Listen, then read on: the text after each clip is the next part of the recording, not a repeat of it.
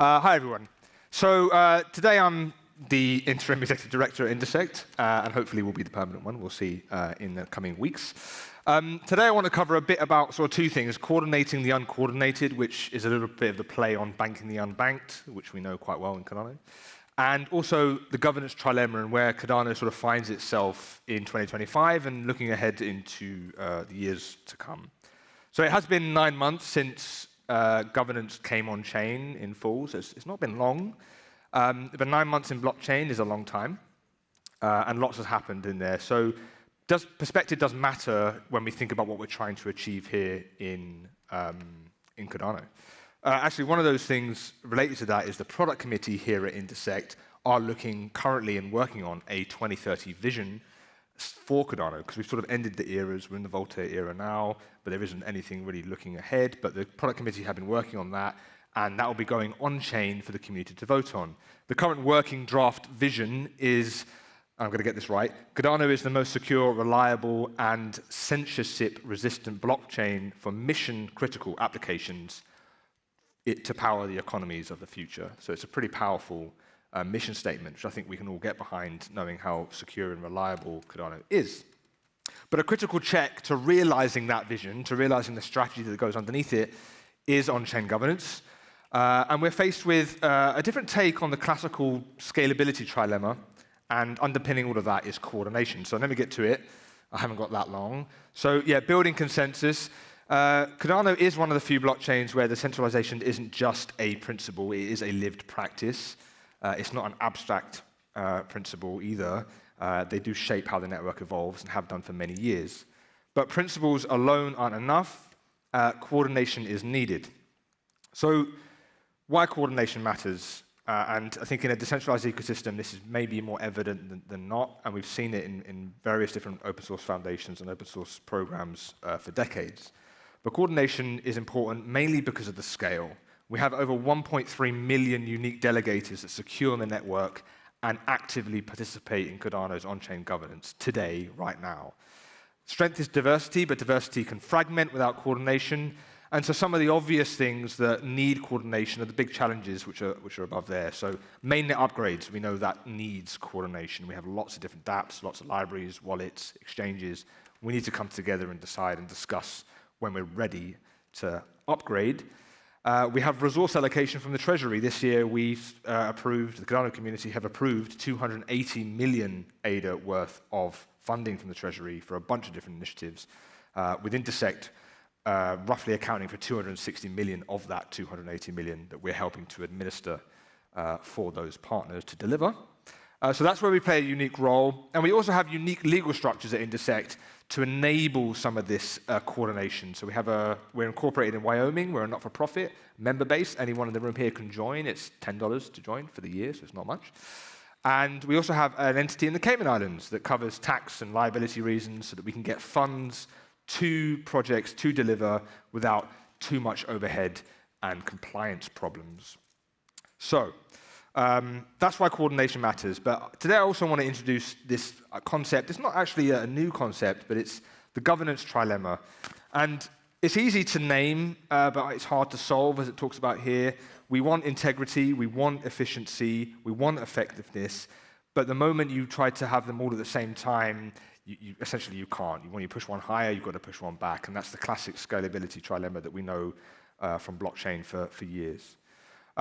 So it's a well-worn trilemma, but it's important to notice or to accept that it is the precursor to trade-offs, to accepting those trade-offs, that we're never going to get it quite perfect in governance, and that's okay. We want processes, obviously, to be trusted, swift, and impactful, but in decentralized governance, perfection in one dimension often comes at the expense of another. So yeah, the work is finding balance, not pretending it's easy, and that is, people know it's not easy. But the win is to collaborate, not to absolutize, and governance must fit the context we're in today. There is not a one-size blueprint to governance on Cardano. In Satoshi's Genesis email, actually, he says the root problem with conventional currency is all the trust that's required. And as we decentralize trust, which we've done now in the last 9 months, we slow coordination, and that's the tension that we have. Okay, so I've mocked up a little nice visual to sort of visualize how the 3 points of this work. So this is my take on where we find ourselves today. We have integrity, effectiveness, and efficiency, as you can see, and where I think 2025 sort of finished, if you like. We're not quite finished, but close to it. We were pretty effective.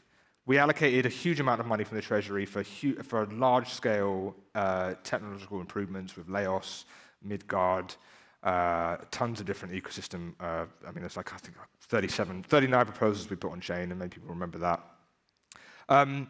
Many L1s have the same challenges as Cardano, and Cardano isn't unique here. We have if you have high efficiency with low integrity, you have capture, risk, and churn. On the other hand, if you have high effectiveness, I don't have a laser here, but if you have high effectiveness with low integrity and low efficiency, you may get sporadic wins, but they don't compound, and that's a problem. So we need to invest to raise efficiency without losing that integrity. Repeatable decisions, for example, with clear SLAs and visible handoffs, open data on governance outcomes, budgets, delivery, so that review is cheap, not slow, and then lightweight dispute and exception paths so that we don't have to stall the whole process. And then we also want to continue to invest and improve effectiveness, which is strategy and roadmaps with common KPIs and metrics, which we're doing now with the product committee. So that's something we haven't had this year.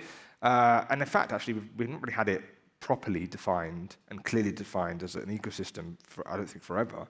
Where, what are we targeting? Do we want 100x transactions? Do we want 100 million TVL, or 1 billion TVL, 500 billion TVL? What are the numbers that we're shooting for? And then, therefore, the budgets and what we fund from the Treasury can target those KPIs. That's coming in 2026 through the new budget process, which is really exciting.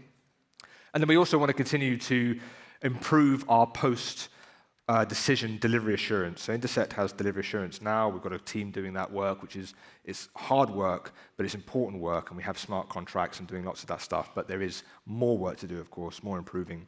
And then always important for Cardano, I think this is a principle for Cardano more generally, is we need to defend and automate integrity. So codify rules wherever possible, automate checks so that integrity costs less time, and then we could even consider publishing sort of constitutional standards or rules of code of conducts where we're able to discuss conflicts and disclosures and those kind of things. But overall, we're in a good place, but as I said, there are trade-offs with everything we do here. I think of the trilemma as sort of 3 dials, right, which is the obvious thing. You can turn them and dial them up and dial them down.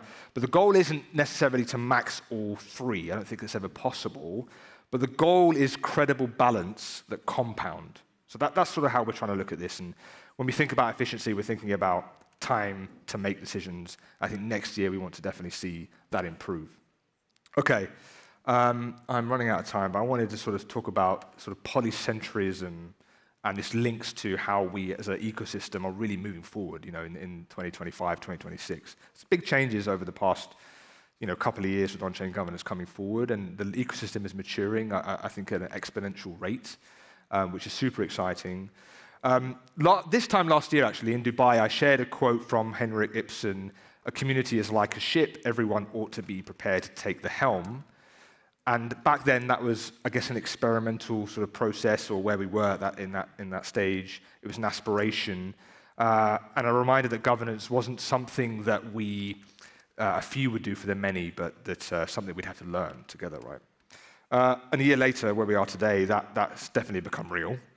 We've got multiple helms, multiple centers of decision-making, committees, DREP, SBOs, builders. We've got new DAOs. We've got users, ADA holders, as we've always had. But they're now all steering in their own way, yet part of the same voyage, to use a rubbish metaphor. But that's where polycentrism looks like in practice. It's not one captain shouting orders. We don't have that anymore. But many capable navigators sharing the same compass. So yes, it's slower, but it's also stronger. It's also fairer and far more resilient. So a sort of quick one on cypherpunks, and so I think that for me is a strong reason why I'm here, because I believe in minimum lean coordination wherever it's needed, not overly excessive. They taught us that freedom comes without permission, and it comes from participation. So we've built systems that resist control, and where trust is replaced by verification. But that is it is something where it only works where culture and structure reinforce each other. So code gives us integrity, processes create efficiency, and people deliver effectiveness. So that's how I sort of look at this trilemma as well. It doesn't seek perfection at any one corner of the trilemma, as I said. We have to find an equilibrium where we're happy, and I think that will move around and blend and flex as we mature and find different challenges in the ecosystem. And as I said, the proof is here already, right? Early this summer, the community approved a landmark resource allocation. It's the largest, as far as I can tell, the largest single allocation of a budget resource from a decentralized treasury in the history of blockchain. So it's a massive win for Cardano to have done that in the first year, really, of on-chain governance being live. And we've got many new people here, but all aligned on sort of shared purpose, really. And this is how we coordinate the uncoordinated, and why Cardano remains a living example in decentralized order for me. So thank you for being part of how we make it work. I'm Jack. I've got a large team with me from Intersect here. There's a booth for us, so you can come and check it out and join. Anyone can join. As I said, it's $10, so it's pretty cheap. And come and help us solve the biggest challenges facing the Cardano network. Thank you very much.